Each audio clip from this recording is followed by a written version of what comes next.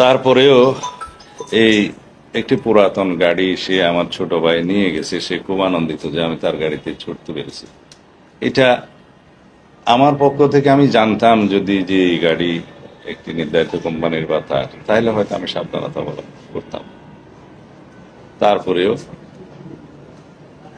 আমার এই অসাবধানতা এবং অনিচ্ছাকৃত ভুলের জন্য যদি আমি দেশবাসীর মনে কষ্ট দিয়ে থাকি এবং অনুভূতিতে আঘাত দিয়ে থাকি, সেই জন্য আমি দুঃখ প্রকাশ করছি।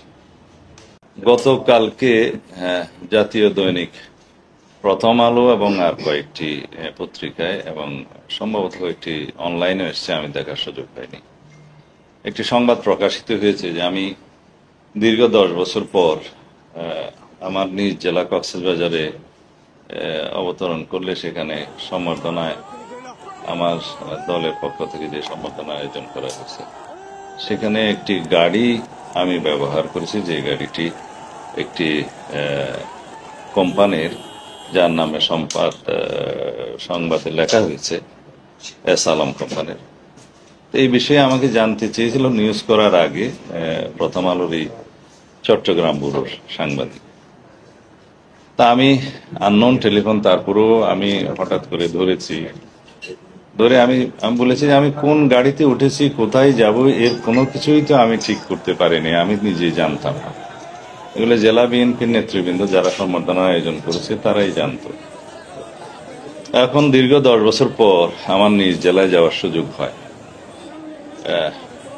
দলের নেতা কর্মীগণ আমাকে সম্বর্ধনা দেওয়ার যে আয়োজন করেছে বিমানবন্দরে এবং কক্সবাজার থেকে আমার নির্বাচনী এলাকা চকরিয়া পেকুয়ার মহাসড়কের বিভিন্ন স্থানে, তাতে লোকে লোকারণ্য হয়ে যায়। কক্সবাজার বিমানবন্দরের যে বিমানবন্দর সড়ক, এখানে কোন রকমের কোনো গাড়ি ঘোড়া ঢোকার কোনো সুযোগ তখন ছিল না, এত বেশি লোকের সমাগম। তা আমি বিমানবন্দরে নামার পরে কিছু গাড়ি দেখেছি ভিতরে, তা আমাদের নেতাকর্মীরা বলেছেন যে এইটাতে উঠেন, এই গাড়িতে আমি উঠেছি।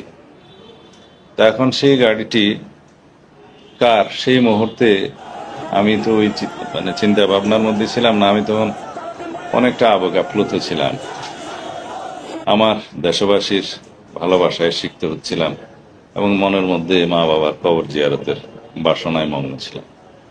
তখন আমার মনের অবস্থা ছিল না যে আমি কোন গাড়িতে কার গাড়িতে উঠছি ইত্যাদি খোঁজ নেয়ার।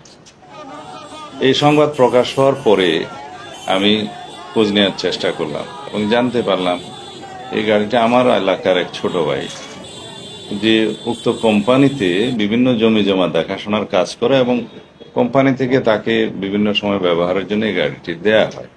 সেও অন্য সকলের মতো আমাকে বরণ করার জন্য এয়ারপোর্টে গেছে, তার গাড়িতে করেই গেছে। কারণ সেও জানতো না যে আমি তার গাড়িতে উঠব, আমিও জানতাম না আমি কার গাড়িতে উঠব। এটা জেলা বিএনপির নেতৃবৃন্দ ঠিক করেছে। তো এই অবস্থায় যে সংবাদটা প্রকাশিত হয়েছে তাতে জনমনে কিছু বিভ্রান্ত সৃষ্টি হওয়া স্বাভাবিক।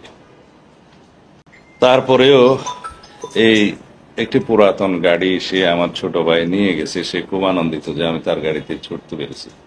এটা আমার পক্ষ থেকে আমি জানতাম যদি যে এই গাড়ি একটি নির্ধারিত কোম্পানির বা তাহলে হয়তো আমি সাবধানতা অবলম্বন করতাম।